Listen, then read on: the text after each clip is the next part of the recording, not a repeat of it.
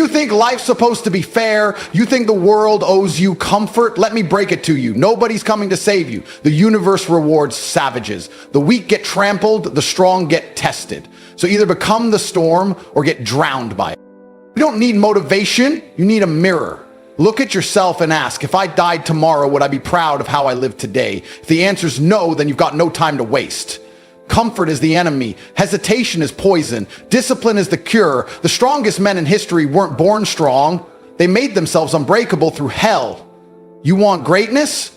Then stop whining, stop waiting, and start moving like your life depends on it. Because it does. Become the man they fear. Become the name they remember. Or stay silent, stay soft, and disappear like the millions who never had the balls to chase what was theirs. You've been lied to your entire life. Lied to by soft men, weak institutions, and a world that keeps telling you things are going to work out. They're not. Not unless you make them. Not unless you stand up and grab this miserable existence by the throat and choke it into submission. Nobody's coming. Not your friends, not your parents, not God himself. Unless you prove you're worthy of divine attention. People walk around with their heads down whining about circumstances they've created with years of excuses. They hide behind pity, behind trauma, behind their past, as if that grants them a free pass. Let me ask you something. Do you really think the universe hands out greatness for free? You think winners were born in palaces and pampered into power? Most kings were built in the fire, beaten down, broken, betrayed, then reborn through relentless will. If your life is hard right now, that's the sign. That's the blessing. That's the whisper from reality telling you it's time to evolve.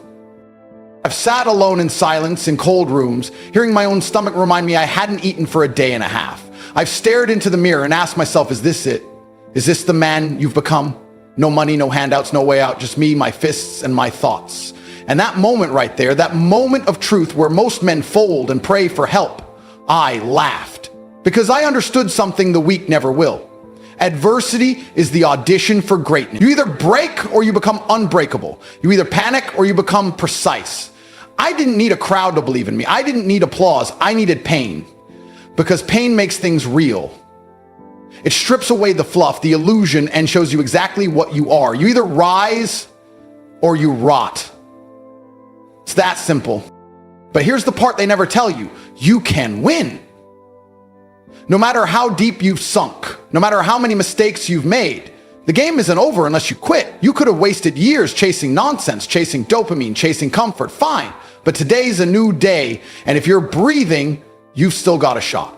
The problem is, most men don't want to climb because the climb hurt. They'd rather sit in the mud and complain about the mountain than put one bloody foot in front of the other. I climbed it.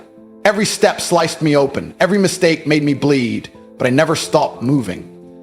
That's the secret. You outlast the pain. You become immune to the fear. You stop waiting for things to get easier and you become harder. You train your mind to treat suffering like a signal. When it hurts, that's when it counts. That's when the cowards run. That's when champions are made.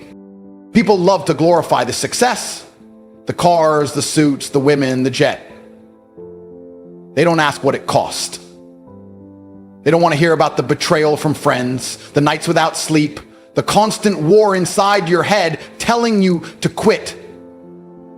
But that's the reality. You want to be exceptional or prepare to be exiled? Prepare to be misunderstood, hated, doubted, even laughed at by people too lazy to do what you're willing to do. But here's the twist.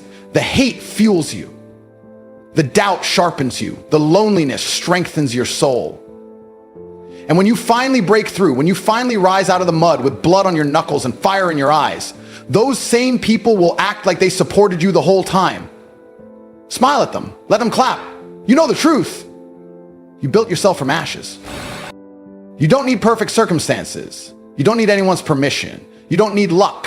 What you need is a decision. A final, furious commitment that you will no longer tolerate being a spectator in your own life.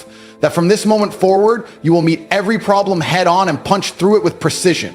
You'll outwork everyone, not because you're better, but because you've decided you'll never be broken again. That's the power of adversity. It's the fire that forges the man. Every second you survive it, you sharpen your blade. And when the world finally sees you rise, calm, controlled, and completely lethal, they won't believe what you went through.